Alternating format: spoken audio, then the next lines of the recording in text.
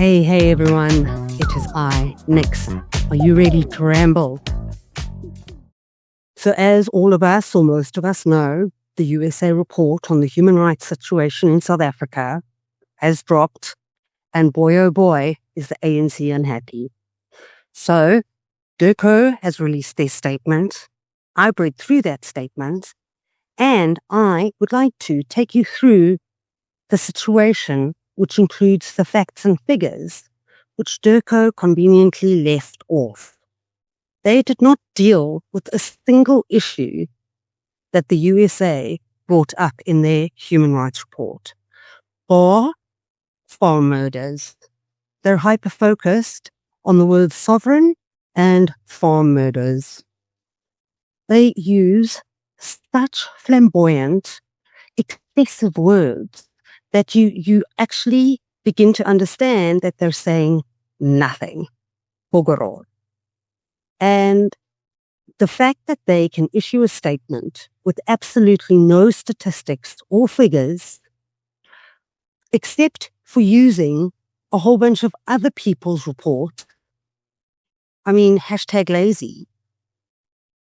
They are screaming blame and using big words, but it doesn't make the report any less true.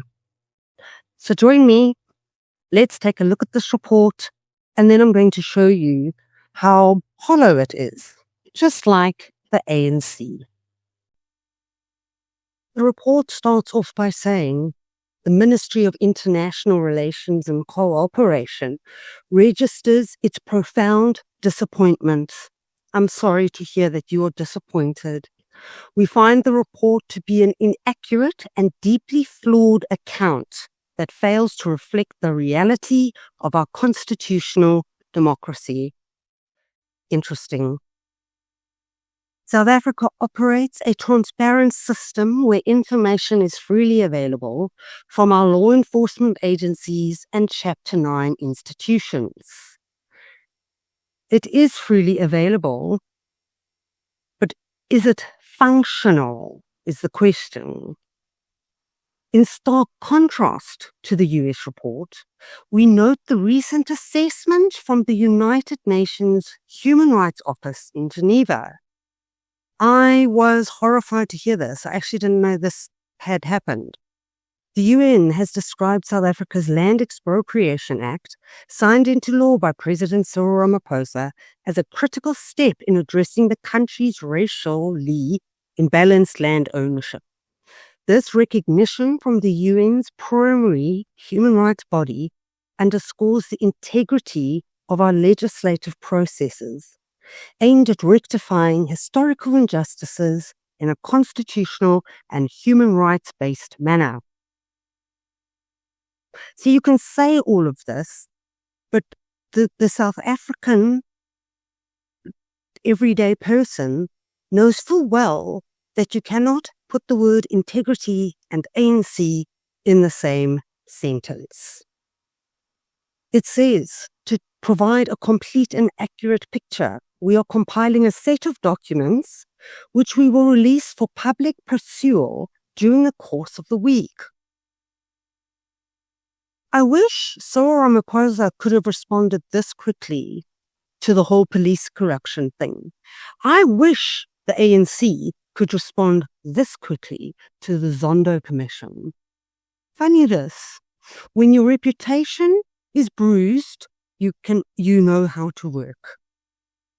So, DIRCO, let me just put a little bit of facts on the table and remove your highly emotive response. Because yes, the UN for Human Rights did say that the Land Expropriation Act is a great step forward. It also says, however, the UN Human Rights Office urged South African authorities to ensure the law's implementation aligns with constitutional protections and complies with international human rights standards. So sure, they agreed with you, but you left that off though. The UN support highlights the global significance of South Africa's efforts to address land, while emphasizing the need for careful implementation. Show me one track record of the ANC implementing anything with success. So this already on its start is a dismal failure.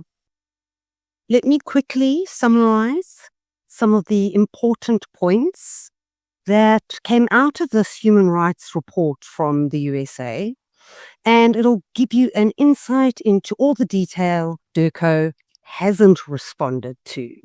They focused on a pig farm and a farm murder and July unrest.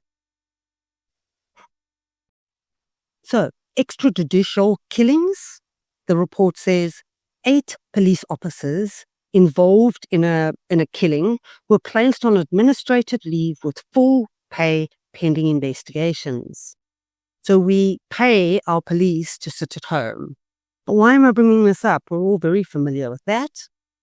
Watchdog groups noted deaths in custody often resulted from physical abuse combined with a lack of subsequent medical treatment or neglect. You're not going to bring that up, DIRCO. Freedom of press.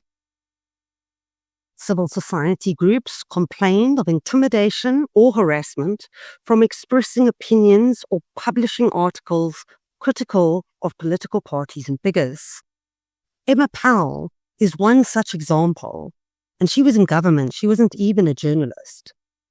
Physical attacks, imprisonment, and pressure. There were instances of journalists subjected to violence, harassment, or intimidation due to their reporting. According to Amnesty International, several non-governmental organizations reported threats to freedom of expression, including in-person attacks on journalism by police, political parties and the public, online hate speech and harassment targeting journalists. You don't want to bring any of that up, DIRCO. Both ruling party, the ANC, and the EFF continue to engage in intimidation, harassment, and threats of violence against journalists reporting on their activities, corruption, and the worsening security environment. Good. The South African News Editor Forum continued to express concern regarding online harassment of journalists, especially cyberbullying and threats to women and foreign national journalists. Hey, Cyril and Fakile and all you little people who talk gender-based violence, top priority, what? Do you want to look into that? It says, especially cyberbullying and threats to women. But DIRCO's still on that. Chup ne. Some journalists believe the government's sensitivity to criticism resulted in a higher degree of self-censorship on the part of journalists. That's very interesting. So the journalists are holding back for fear of the sensitivity our government has to criticism. And that's also very clearly reflected in their response to this report. It's highly emotive, very emotive. Politics and emotions do not go together. Politics is essentially a business.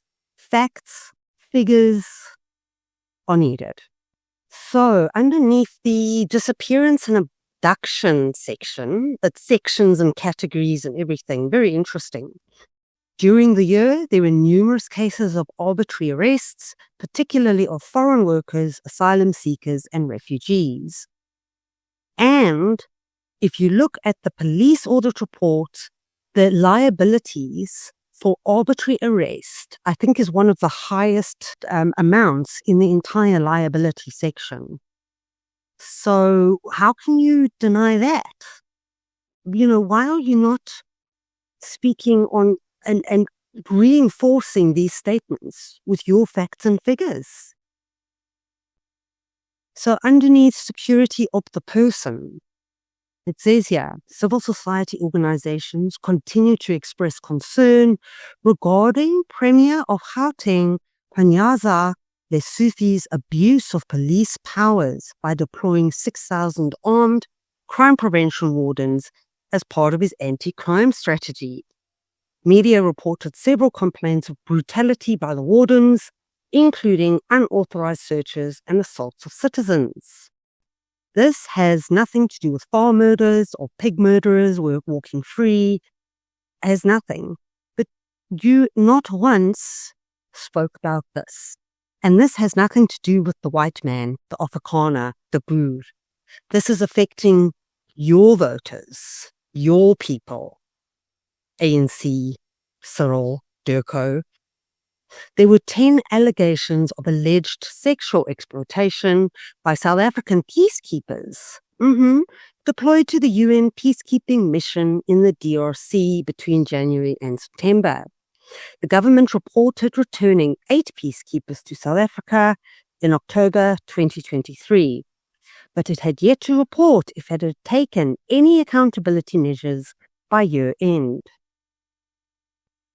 So DIRCO's response, full of emotion, lacking facts and figures, to deny these allegations. They're screaming and shouting and pleading sovereignty. But where is your data? Where is your data? I am sure that many of you agree that the US report is true. And it's not affecting the Boer, the farmer. It's affecting all of us, those incidents. And that report shows that this is the real world that we're all living in. The fact is, DIRCO, Paul, Ronald, Parks, Cyril, Vakile, all of you, is that the state of South Africa won't impact you if you're surrounded by VIP and blue lights. You're literally being transported through the chaos that is the country you're leaving behind. You have not included a single fact, and that's normal with ANC responses. Very emotive, a lot of flamboyant words, but very little data. Very little data. So in closing, pointing fingers, laying the blame on everything else, and then linking through to other people's work in response to a USA report doesn't make the report less true. I look forward to seeing the DIRCO's figures and statistics that they will release during the course of this week. Anyway, that's my ramble for today. What do you guys think about this whole DIRCO thing? Yes, not very professional, but we're all getting used to that, aren't we? Anyway, guys, don't forget to like and subscribe, drop a comment. Really appreciate all the support. Become a member, link in the description.